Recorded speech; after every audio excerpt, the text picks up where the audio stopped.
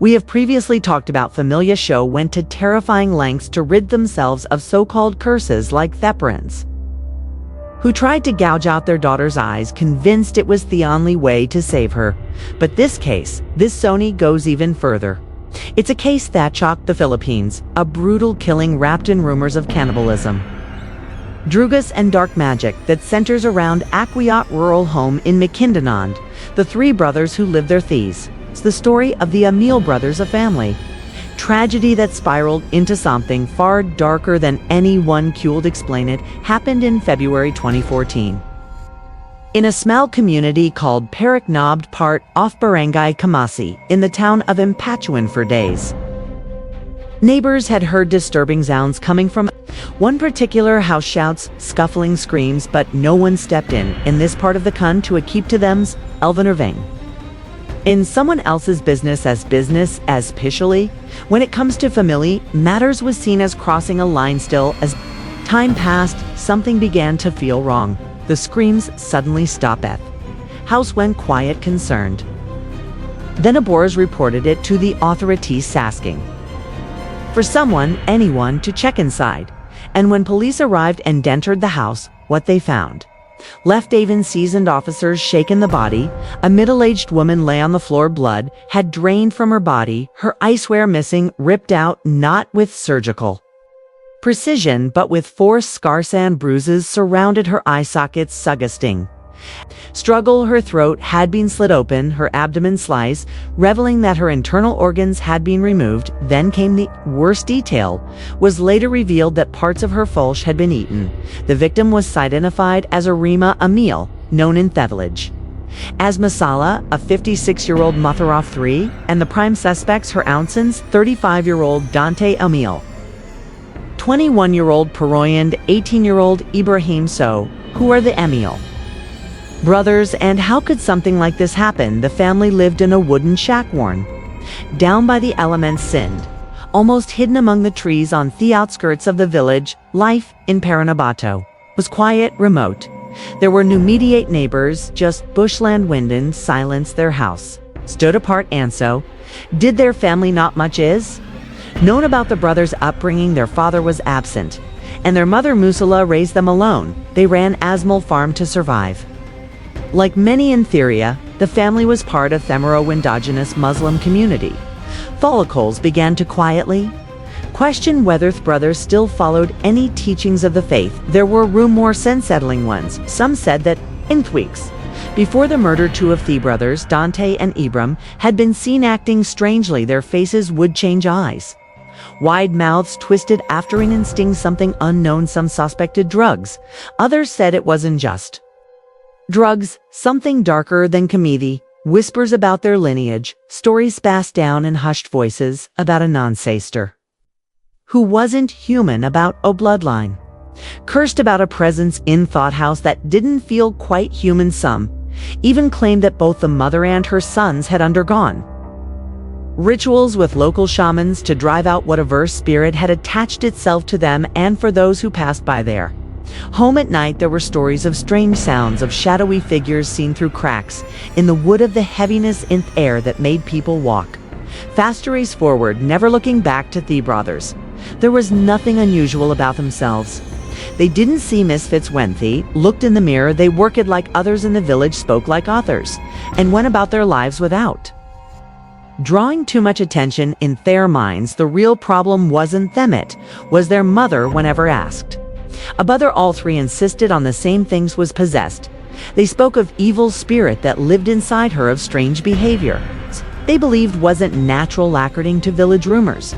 The brothers had even consulted a local shaman, Somin, outside the community, asking how to cure her. No one knows what was Sadine that meeting, or if that shaman even existed, but whatever they heard or believed would soon lead to one of the most disturbing crimes the region had ever witnessed. It was early 2014. For most people in Barangay Kamasi, it was a normal day. They tended their field shirt, livestock, and prepared meals under the steady heat of the sun. Booth. Something was different at the Amil household. The brothers, usually seen around the village, were suddenly nowhere to be found. At first, no one thought much of it. Perhaps they had taken a few days off from work. But as the days passed and their absence stretched on, neighbors began to feel a quiet sense of unease inside the house away from prying. The three brothers had made a decision, believed their mother's condition was beyond healing, that she was no longer herself, and so they acted. The brothers dragged Masala across the floor. Her arms, she was frail, sick, even Butch fought back.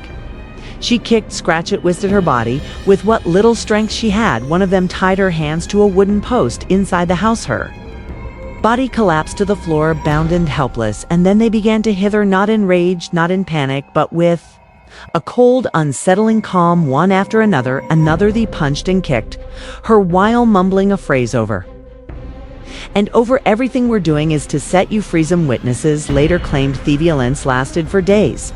It wasn't just physical abuse, it was torture. Neighbors shared the screams. At first, they sounded like arguments, family members fighting, not unusual, but soon the sounds changed.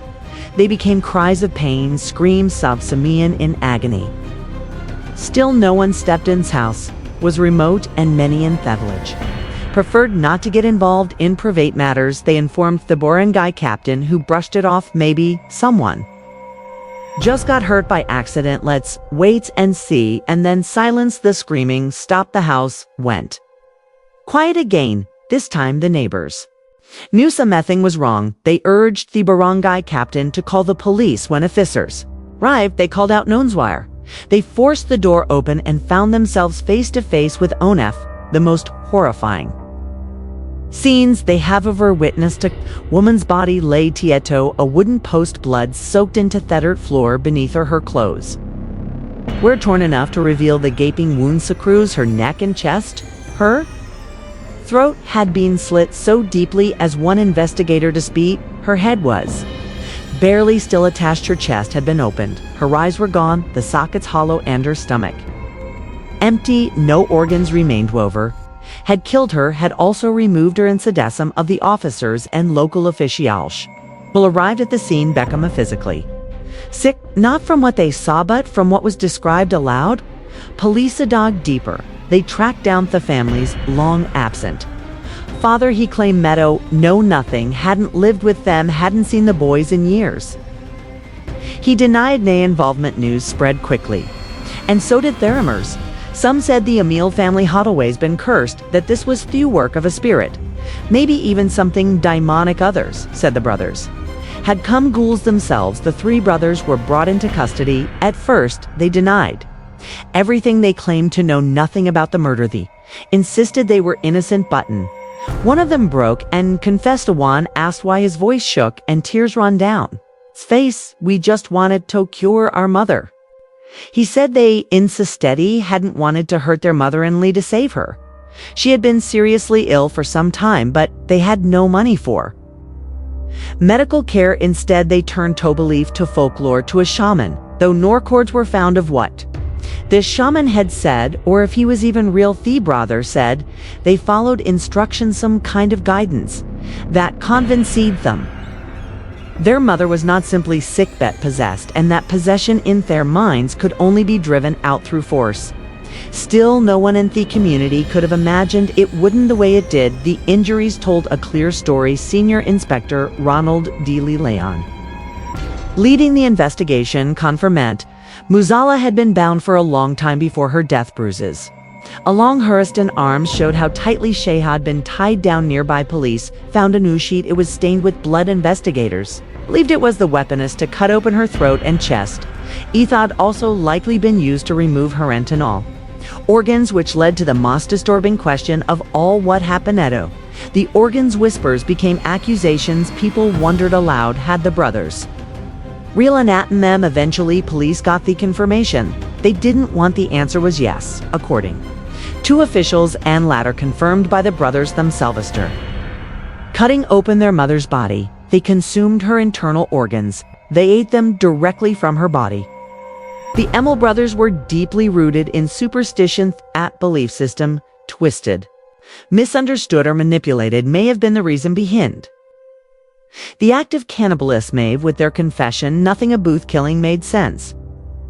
Their stated reason was to cure their mother, but how does torture become healing? How does dismembered become salvation? The brothers claimed. They didn't believe they were killing their mother Butrither. The evil spirit had taken over. Body still that didn't explain why they cut open her chest, why they gouged out her eyes, why they ate her organs. One asked those specific questions. They offered no answers, just vague mentions of a ritual, no details, no location, no needs no. One could confirm whether the brothers truly believed in what they were saying or whether it was a desperate attempt to avoid the consequences of what they had done. There was something else that didn't quite fit people who knew the Amil. Family never saw them as dangerous. In fact, the brothers were often described as close protective of one another and above all devoted to their mother. There had never been any talk of violence in Thejos. Hold no signs of abuse, no history of threats or trouble with neighbors. The brothers themselves always said the same thing. Their mother meant everything to them and Frey. And